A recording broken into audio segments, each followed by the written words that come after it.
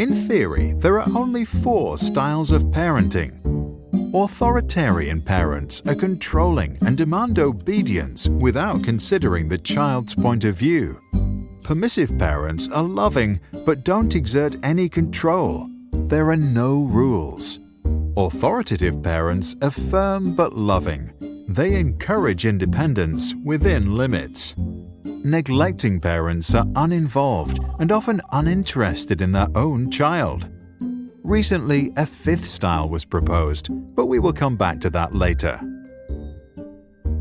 The styles range from controlling and demanding to complete freedom, and from cold and unresponsive to loving and receptive.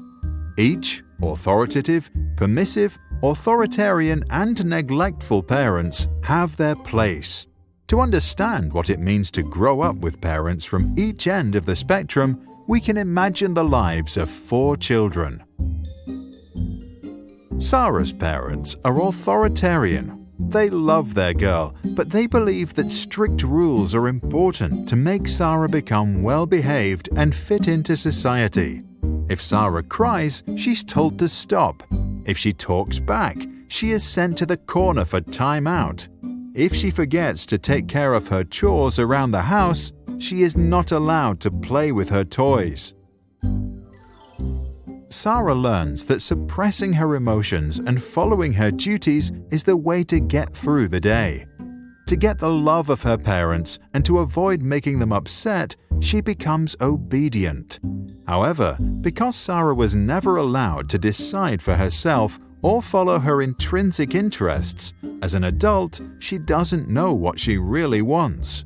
She begins living a life that seems perfect to her parents and society, but might leave her unhappy on the inside. Permissive parents, like those of Peter, enjoy their little boy so much that they believe they should fulfill all his wishes, give him full freedom, and never say no. Peter enjoys full control over his parents and gets whatever he wants. If he doesn't want to walk, he'll be carried. If he wants ice cream he gets. If he wants to play games, he'll be playing them all night. Peter grows up completely without borders and does whatever he thinks is right. He never coped with conflict, and he did not learn to control his emotions. The fact that he always got what he wanted made him a bad loser. As he grows older, he often acts inconsiderate and doesn't know his limits. Arthur's authoritative parents respect their child's needs, but believe that kids need freedom within certain limits. Arthur can freely play, but when he's done, he needs to help tidy up. He is allowed to eat ice cream, but only on Sundays. Screen time is limited to 30 minutes a day. There may be conflict, but the parents listen to what Arthur has to say and then lay down the rules. Arthur learns that some things are difficult, but his parents give him all the support he needs to get through it. He develops the strength to endure hardships and to continue following his interests and passions. In class, he bravely expresses his own opinions in an appropriate manner. During breaks, he can show his emotions and act freely. As an adult, he agrees to rules only after they have been discussed and he feels like he understands them. Neglectful parents are usually not present in their children's life. Nora often feels completely alone in the world. She experiences full freedom to do anything she wants to and has plenty of imagination, but she never receives any feedback or even attention. Nora realizes that it doesn't matter what she does because no one cares anyway. The lack of attention leads to a lack of trust in herself and others. She becomes insecurely attached, unable to form healthy relationships, and develops a negative image of herself. To stop feeling unworthy of love, she tries not to feel anything at all. In recent years, over-involved parents who are present in every aspect of their child's life are often referred to as the 5th style. These parents are also known as snowplows, removing obstacles out of their kids' path, or helicopter parents who hover about and micromanage every aspect of their child's life.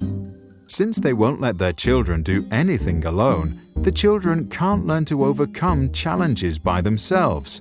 Research infers that these children don't like to solve difficult problems, lack perseverance, and may even procrastinate in protest when something requires a lot of effort.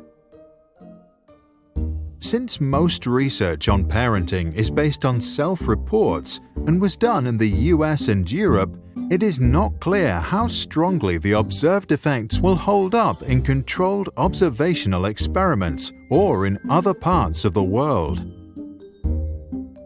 The 4 parenting styles were first introduced by psychologist Diana Baumrind. For good parenting, she advised balance of demandingness and responsiveness. Add to that the wise words of Maria Montessori to never help a child with a task at which he feels he can succeed, and parents should do pretty well. What do you think? Should parents resort to a specific style, or should they decide what's best to do in a given situation, as long as they don't neglect or abuse their child? To download this video without background music and learn more about the topic, visit sproutsschools.com. For a free masterclass on attachment parenting, see the link in the description below.